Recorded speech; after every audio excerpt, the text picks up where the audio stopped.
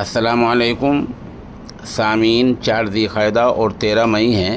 خبر کا عنوان ہے الیکشن کا چوتھا مرحلہ شروع ہو چکا ہے اور آج پورے دیش کی 96 سیٹوں پر چناؤ شروع ہو گئے ہیں۔ بتا دیں، چناؤ سے پہلے دیر رات بنگال میں تشدد ہوا ہے، جہاں دیر رات ٹی ایم سی کارکن کو بم مار کر قتل کر دیا گیا ہے۔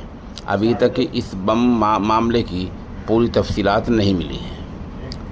اطلاع کے مطابق آندھرا پردیش کی 25، بہار 5، جھارکھنڈ 4، مدھیہ پردیش 8، مہاراشٹر 11، اڑیسہ 4، تلنگانہ 17، یو پی 13، بنگال 8 اور جموں کشمیر کی 1 سیٹ پر آج چناؤ ہو رہے ہیں۔